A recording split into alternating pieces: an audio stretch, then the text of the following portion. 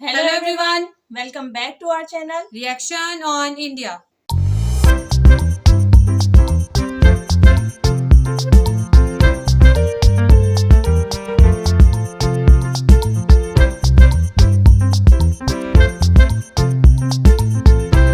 मेरा नाम है नाजिया। मेरा नाम है मिनाहिल। तो आज जिस वीडियो पे हम रिएक्शन देने जा रहे हैं उसका टाइटल है वीडियो का टाइटल है IAS Tina Dabi defends official order to evict Pakistani Hindu migrants, no details. और इनके चैनल का नेम है स्टडी IQ IAS। आज हम लोग इस वीडियो पे रिएक्शन करने जा रहे हैं। वीडियो का लिंक और टाइटल आपको मिल जाएगा डिस्क्रिप्शन बॉक्स में, जरूर से चेकआउट कीजिएगा इनके चैनल को। और अगर आप हमारे चैनल पे नए हैं तो जल्दी से सब्सक्राइब कर लें और ज्यादा से ज्यादा फ्रेंड्स एंड फैमिली के साथ शेयर करें। जल्दी से बढ़ते हैं वीडियो की जानिब और देख लेते हैं ये वीडियो। स्टडी IQ IAS, अब तैयारी हुई अफोर्डेबल। तो स्क्रीन पे आप न्यूज़ देख पा रहे होंगे। IAS officer Tina Dabi orders eviction of Pakistan Hindu migrants from government land in Jaisalmer. IAS officer Tina Dabi शायद ही कोई ऐसा इंडियन होगा या शायद ही ऐसा कोई UPSC एस्पिरेंट होगा जिन्होंने इनका नाम नहीं सुना है। ये IAS टॉपर्स में से रैंक होल्डर्स में से सबसे पॉपुलर रैंक होल्डर्स में से एक है। अब IAS टीना डाबी फिलहाल में जैसलमेर में पोस्टेड है। अपनी पोस्टिंग के दौरान, अब बाय द वे मैं कभी भी कोई न्यूज़ डिस्कस करता हूँ, कोई भी इशू डिस्कस करता हूँ तो उसमें रिलीजन इतना मैटर नहीं करता। यहाँ पर मैं रिलीजन इसलिए दिखा रहा हूँ क्योंकि ये जो कम्युनिटी है जिनको उनकी ज़मीन से हटाया गया है वो पाकिस्तान से आए हुए हिंदू माइग्रेंट्स हैं।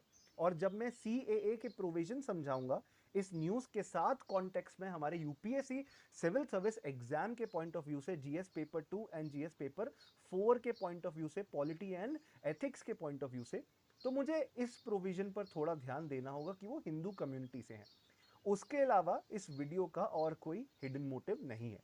आप ये समझिए कि इस न्यूज़ से हमें दिख रहा है कि जो पाकिस्तान से आए हुए हिंदू माइग्रेंट हैं जो कि सिटीजनशिप अमेंडमेंट एक्ट के प्रोविजंस के तहत इंडिया आए हैं। अब खबर इस प्रकार है कि उन्होंने कच्ची बस्ती बनाई थी जैसलमेर के अंदर और उधर डिस्ट्रिक्ट कलेक्ट्रेट की जिम्मेदारी संभाल रही थी टीना डाबी जी, IAS ऑफिसर टीना डाबी जी।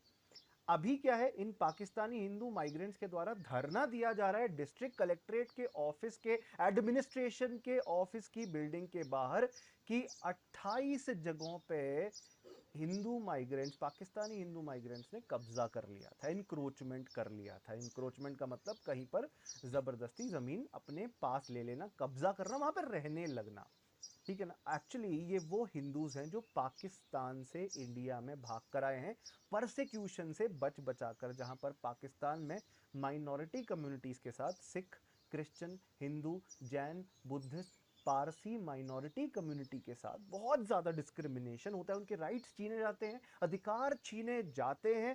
अब उसी कॉन्टेक्स्ट में मैं आपको जो बात समझाने की कोशिश कर रहा हूँ कि अब वो इंडिया आ गए हैं। भारत सरकार ने कहा कि अगर वो इलीगल तरीके से भी बच बचा के, छुप छुपा के भी इंडिया आए हैं, वो रिलीजियसली परसिक्यूट हुए हैं, तो उनको इंडिया की सिटीजनशिप दे देनी चाहिए। ऐसा सिटीजनशिप अमेंडमेंट एक्ट 2019 के प्रोविजन में लिखा था, जिससे बेसिकली उनकी सिटीजनशिप को इंडिया में लीगलाइज कर दिया गया था। तो अब आपको देखने मिला जैसलमेर में 28 जगहों पे बस्तियों को, कुछ जगहों को आग लगा दिया गया, कुछ जगहों पे तोड़फोड़ की गई सरकार के द्वारा, एडमिनिस्ट्रेशन के द्वारा।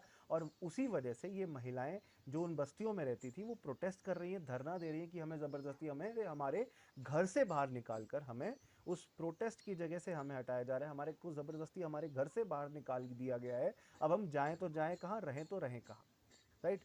वो बेसिकली सरकार से इतना आश्वासन चाहते हैं कि हमें रीसेटल करो, बेसिकली आप हमें कहीं और, एक और जगह रहने की सुविधा प्रोवाइड करो। ऐसा जैसलमेर में किया गया है, आपको ये बात समझनी है, ठीक है ना। अमर सागर एरिया से, वहाँ पे लोकल जो रेसिडेंट्स हैं, वहाँ रहने वाले लोगों ने कंप्लेंट करी थी एडमिनिस्ट्रेशन के आगे कि यहाँ पर इलीगल माइग्रेंट्स आकर बसे हैं जिन्होंने ज़मीन पर कब्जा कर लिया है। अब वो ज़मीन किसकी है? It belongs to the state government urban improvement trust, राज्य सरकार की, राजस्थान सरकार के अर्बन इम्प्रूवमेंट ट्रस्ट की ज़मीन थी। और टीना डाबी जी ने कहा कि हमने तो प्रायर नोटिस, पहले एडवांस में नोटिस भी दिए गए थे इन रेफ्यूजीज को, आप इस ज़मीन को खाली करो, पर लोग ही इसको खाली करने के लिए तैयार नहीं थे। तो 28 जगहों से अभी इंक्रोचमेंट हटाया गया है। अब ऐसा ही एक रिलेटेड केस हमें देखने मिला था हल्द्वानी के अंदर, जहां पर रेलवे की ज़मीन पर कई लोगों ने, माइग्रेंट्स ने कब्जा किया हुआ था और वो मामला हाई कोर्ट से होकर सुप्रीम कोर्ट में गया। बेसिकली ये कहा गया था कि अगर कोई इंसान ऐसी किसी ज़मीन को घेर के रह रहा है, चाहे सरकार की ज़मीन हो, तो वो आर्टिकल 21 के प्रोविजन का वायलेशन मत मानो। ये मत मानो कि आपने लोगों को, ऐसा आपको देखने मिला हल्द्वानी के अंदर रेलवे लैंड एविक्शन केस में, जहां पर मामला पहले हाई कोर्ट गया, फिर सुप्रीम कोर्ट गया, जहां पर सुप्रीम कोर्ट ने ये कहा कि देखिए इन लोगों के पास घर नहीं है, और right to life and personal liberty तो इंडियन कॉन्स्टिट्यूशन गारंटी करता है, जीवन का अधिकार तो संविधान देता है। तो अगर इनके पास रहने की ज़मीन नहीं है तो सरकार को इनको रहने की ज़मीनें मुहैया करानी चाहिए ना। इसी वजह से जब ज़मीन नहीं होगी तो सरकार की ज़मीन पर ये घेर कर अपना घर बना लेंगे। तो उस केस में हाई कोर्ट, सुप्रीम कोर्ट की यही राय है कि इस चीज़ को रिव्यू किया जाए। एडमिनिस्ट्रेशन अगर जनता को हटाने के ऑर्डर दे रही है वो तुरंत ना किया जाए, पहले इनको कहीं और सेटल करो, इनके लिए रोटी कमाने का, पैसा कमाने का मौका खोजो कि अगर कहीं और रहने भी चले जाते हैं तो अपना पेट कैसे पालेंगे। सो बेसिकली मुद्दे की बात यही है।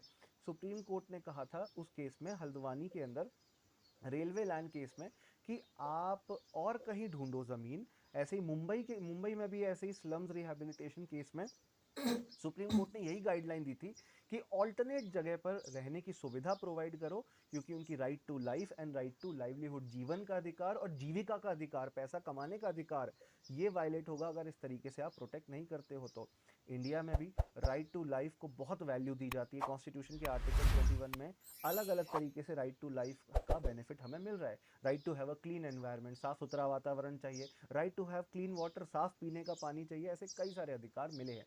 अच्छा, जब हम एथिक्स जीएस पेपर 4 देखते हैं तो वहां पर empathy, tolerance, compassion towards weaker section का कॉन्सेप्ट देखते हैं। एक आईएएस ऑफिसर या किसी भी सिविल सर्वेंट, किसी भी सरकारी कर्मचारी, ब्यूरोक्रेट को अपनी ड्यूटी में एम्पैथेटिक दूसरों के प्रति होना जरूरी है। अब सोचिए ना, कोई भी इंसान अपने घर से निकाल दिया जाए, कहीं किसी जमीन पर वो रह रहे हैं वहां से हटा दिया जाए, इसी वजह से कि उन्होंने उस जमीन को गलत तरीके से बिना सरकार की परमिशन के कब्जा किया है। हमें read between the lines, context समझना है कि लोगों के पास ज़मीन नहीं है रहने के लिए, इसलिए वो ऐसा कर रहे हैं। तो गवर्नमेंट की अथॉरिटी बनती है कि जल्दी से जल्दी, एडमिनिस्ट्रेशन की अथॉरिटी बनती है कि जल्दी से जल्दी उन लोगों को रहने की जगह प्रोवाइड करी जाए, बशर्ते मुद्दे की बात यह है कि वो इलीगल तरीके से उस ज़मीन को कब्जा ना करें। वरना ऐसे तो लोग इलीगल तरीके से ज़मीनें घेर घेर कर बोल देंगे कि यार ये तो हमारी ज़मीन है, we are the owner of this land. So एक तरफ एक बैलेंस बनाना है। मैं ये नहीं कह रहा कि सीधा लोगों को ऑल्टरनेट ज़मीनें प्रोवाइड करनी शुरू करो, उस वजह से गलत एक्टिविटीज़ को बढ़ावा दिया जा सकता है। और मैं ये नहीं कह रहा कि तुरंत ज़मीन से हटा दो, उस वजह से भी आप गलत काम कर रहे हो। Create a fine balance. Administration के अंदर यही बैलेंस जरूरी है। एक आईएएस ऑफिसर सफल वो नहीं होता जो सारी ड्यूटी आंख बंद कर दूसरे ऑर्डर्स लेकर, दूसरों के ऑर्डर्स लेकर करता है। एक सफल आईएएस ऑफिसर वो होता है जो अपनी ड्यूटी करता है ऑर्डर्स को पालन करते हुए और जनता की, पब्लिक की भलाई के लिए, पब्लिक के वेलफेयर के लिए काम करते हुए। तो ऐसे सफल आईएएस ऑफिसर्स ही देश को, स्टील फ्रेम देश के हैं और देश को डेवलपमेंट के रास्ते पे ले जा सकते हैं। अब मैडम आईएएस टीना डाबी जी के द्वारा कहा गया दैट स्टेट गवर्नमेंट अभी इसके बारे में गाइडलाइंस लाने बाकी है, विचाराधीन है मामला। That is under discussion by the government. Very soon we will find resettlement of the migrant, some solution related to it, regarding it. कोई ना कोई समाधान बहुत जल्दी खोज लिया जाएगा इन माइग्रेंट्स के रीसेटलमेंट से जुड़े हुए कॉन्टेक्स्ट में, जिनको अभी who had not been granted citizenship of India, जिनको अभी तक प्रॉपर्ली इंडिया की सिटीजनशिप नहीं मिली है। सिटीजनशिप अमेंडमेंट एक्ट 2019 के प्रोविजन के तहत ये प्रोवाइड करने की बात तो की गई थी। अब पिछले ही मंथ की कहानी समझिए, जोधपुर डेवलपमेंट अथॉरिटी ने 200 के करीब स्ट्रक्चर्स हमारे देश के अंदर डिस्ट्रॉय किए थे, जो mostly were belonging to the migrants from Pakistan.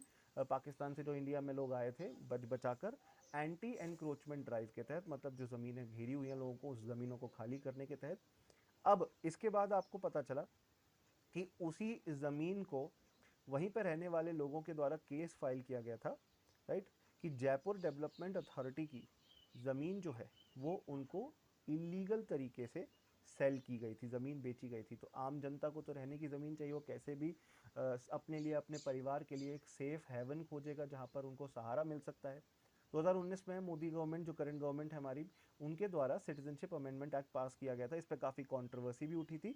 Hindus, Sikh, Jain, Buddhist, Parsis और क्रिश्चियन, 3 देश से ही बस, बांग्लादेश, पाकिस्तान और अफगानिस्तान से, जो इंडिया में आए हैं अपनी जान बचाकर, परसिक्यूशन से बचकर, उनको इंडिया की सिटीजनशिप ऑफर करी जा रही है, चाहे वो प्रॉपर तरीके से, जैसे कि इंडिया में रजिस्ट्रेशन की प्रोसेस होती है, इंडिया के अंदर अगर आप रजिस्टर करते हो तब आप सिटीजनशिप ले सकते हो। अगर प्रॉपर प्रोसेस फॉलो नहीं करके आए हैं तब भी उन्हें कंपैशनेट ग्राउंड पे हम सिटीजनशिप दे सकते हैं। इस पर काफ़ी ज़्यादा प्रोटेस्ट हुआ इंडिया के अंदर, काफ़ी लोग इस चीज़ के पक्ष में थे, काफ़ी लोग विरोध में थे, काफ़ी लोग इस चीज़ को डिस्क्रिमिनेटरी मान रहे थे कि पाकिस्तान के अंदर अहमदिया मुस्लिम भी तो है, पाकिस्तान के अंदर सूफीज़ भी हैं जिनके साथ, शियाज भी हैं जिनके साथ बहुत ज़्यादा अग्रेशन होता है, बर्बरता से पेश आती है पाकिस्तान गवर्नमेंट और पाकिस्तान के लोग जो मेजॉरिटी कम्युनिटी है, तो उनको भी तो प्रोटेक्ट करो, सिर्फ इन कम्युनिटीज़ को ही क्यों प्रोटेक्ट कर रहे हो और इन तीनों देशों से ही प्रोटेक्ट क्यों कर रहे हो।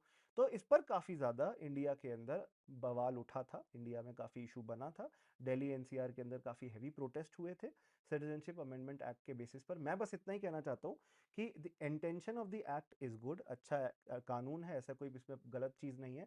हाँ, माइनॉरिटीज़ के साथ, अल्पसंख्यकों के साथ किसी भी तरीके का भेदभाव नहीं करना है, हमें अपनी माइनॉरिटीज़ को प्रोटेक्ट करना है। ऐसा डॉक्टर BR अम्बेडकर जी का भी विचार था, नेहरू जी का भी विचार था, हमारे जितने भी फेमस लीडर्स, बड़े बड़े लीडर्स हुए हैं, गांधी जी हो गए, इन सब का यही कहना था कि किसी देश के अंदर जो माइनॉरिटी होती है वो अगर कुछ पावर्स ना प्राप्त करे, उन्हें एम्पावर ना किया जाए, तो मेजोरिटी के नीचे दब के रहती है। तो माइनॉरिटी और मेजोरिटी के बीच में एक फाइन बैलेंस होना चाहिए, सबके कल्चर को बढ़ावा देना चाहिए। और इंडिया इतना महान देश है कि हम आर्टिकल 25 से 28 के बीच में कॉन्स्टिट्यूशन के रिलीजियस राइट देते हैं कि तुम जिस चीज को अपना भगवान, अपना ईश्वर, अपना खुदा, अपना पूजनीय मान लोगे, हम मानेंगे कि वो आपके द्वारा एक्सेप्टेड है, वेल एक्सेप्टेड है। Basically it is not something which will be denied by the constitution to you, आपको उसका अधिकार मिलेगा। तो बस फाइनली मैं यही कहना चाहता हूं कि इंडिया के अंदर हम रिलीजियस राइट्स प्रोवाइड करते हैं, माइनॉरिटी को प्रोटेक्शन प्रोवाइड करते हैं। Citizenship amendment act 2019 was also intended to be right. हाँ, एनआरसी और पब्लिक रजिस्टर बनाने की सरकार ने बात करी थी, नेशनल पॉपुलेशन रजिस्टर बनाने की बात करी थी, उस पर कंट्रोवर्सी भले ही हो सकती है, but this was brought so that India के अंदर हम जो माइनॉरिटीज दूसरे देश के भाग, इंडिया में दूसरे देशों से भाग के आई हैं, उनको लीगलाइज्ड सिटीजनशिप प्रोवाइड कर सके। So government has to find certain solution so that हम इंडिया के government has to find certain solution so that India के अंदर हम जो माइनॉरिटीज आए हैं उनको जल्दी से जल्दी रिहैबिलिटेट करें। इसमें स्टेट गवर्नमेंट्स का भी साथ लेना बहुत ज़्यादा ज़रूरी है। शुक्रिया सेशन को देखने के लिए। आप जरूर से हम मेरे सोशल मीडिया वसु कटारा स्टडी IQ पर मेरे साथ जुड़ सकते हैं, अचीव UPSC के नाम से। आप ये बताइए कि सरकार को क्या सोल्यूशन खोजना चाहिए ऐसे माइग्रेंट्स के लिए, चाहे वो किसी भी रिलीजन से बिलोंग करें। वसु.कटारा मैं इंस्टाग्राम पे अवेलेबल हूँ इस हैंडल से, और wasu.katara@studiiq.com मेरी ईमेल ID है। आप जरूर स्टडी IQ के प्रीलिम्स टू इंटरव्यू कोर्सेज में एडमिशन लीजिए। Live classes, books, test series, mentorship और रेसिडेंशियल प्रोग्राम, ये सब मिलता है at a very affordable cost. 1 lakh रुपए नहीं चार्ज किए जा रहे, 29,999 आपको ये पड़ता है। Vasu live admission discount code use करके आपको ये डिस्काउंट अवेल करने का मौका मिलता है। Please connect with me so that I can guide you कि आप इसमें एडमिशन कैसे ले सकते हैं और इसके और क्या क्या बेनिफिट्स आपको मिलेंगे। Thank you for watching this session. Good luck to all of you. जय हिंद, जय भारत। सो वीडियो हम लोगों ने वॉच की और जिस तरह से वीडियो में डिटेलिंग में बताया गया कि किस तरीके से माइग्रेंट जो हैं वहाँ पर आए हैं, पाकिस्तानी जो हिंदू थे, तो इसके पीछे क्या पर्सपेक्टिव था, क्या डिस्क्रिमिनेशन की वजह से वो आए, उसमें मैं बिल्कुल भी नहीं जाऊँगी, क्योंकि जो जिसका मज़हब जिस साइड पे ज़्यादा उनको वो चीज़ नज़र आती है ना, वो उसको डायरेक्टली वो जो है ना अट्रैक्ट करती है। मतलब जैसे फॉर एग्जांपल अगर इंडिया में मुस्लिम्स होंगे, वो अगर देखेंगे कि पाकिस्तानी जो मुसलमान हैं किस तरीके से वो अपने हर त्योहारों को मनाते हैं, या किस तरीके से वो जो है ज़्यादा मेजॉरिटी वहाँ पर मुस्लिम्स की है, आप यही चलो लगा लो, तो वो उनकी अट्रैक्शन जो है वो नेचुरली तौर पे पाकिस्तान की तरफ होगी। इसी तरह से जो यहाँ पर हिंदू हैं उनकी जो अट्रैक्शन है ना इंडिया की तरफ, वो नेचुरली तौर पे होगी, क्योंकि वो वहाँ पे उनकी हिंदू मेजॉरिटी है। इस वजह से वो अपने, वो कहते हैं ना कि एक खूनी रिलेशन या एक रिलीजियस रिलेशन का पर्सपेक्टिव भी होता है, तो उस रीज़न से गए या वो जिस भी रीज़न से गए, उसमें पढ़ने की बजाय मैं डायरेक्ट मुद्दे की बात पे आऊँगी कि इंडियन गवर्नमेंट को अब क्या करना चाहिए। वो आ तो गए हैं, तो वहाँ पे अब वो उनका काम बनता है कि उनको सिटीजनशिप तो उन्होंने दे दी। अब जाहिर सी बात है, उन्होंने सिटीजनशिप उनकी वहाँ की है, अब वहाँ पे उन्होंने रहना भी है, उनको वहाँ पे रहने के लिए जगह भी चाहिए।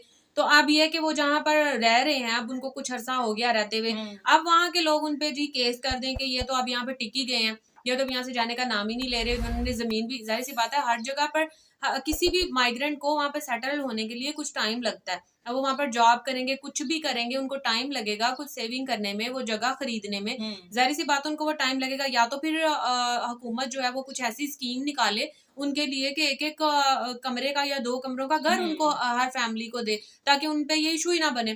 तो मैं जस्ट यही कहूंगी, जैसे उन्होंने लास्ट में पूछा कि आप लोगों का क्या मानना है, तो मैं यही कहूंगी कि ये टोटली तौर पे गवर्नमेंट की ड्यूटी बनती है कि वो अगर उन्होंने सिटीजनशिप दी है उनको, तो वो घर की फैसिलिटी भी उनको दे।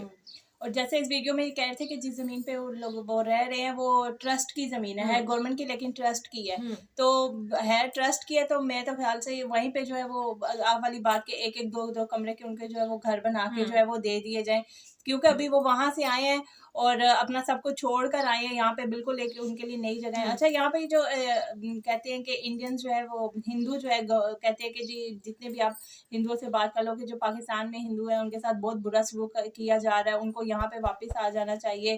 तो अब वो आ गया तो अब ये गवर्नमेंट की वाकई ड्यूटी बनती है कि उनको जो है वो फैसिलिटेट करे और उनकी जो बेसिक जरूरियात है उसको पूरा करे। सबसे पहले कि उनको घर और जॉब की जरूरत है, अभी उनके पास वो सब कुछ भी नहीं है, मतलब ना उनके पास रहने के लिए घर और रह भी वो हुकूमत की जमीन के ऊपर रहे हैं।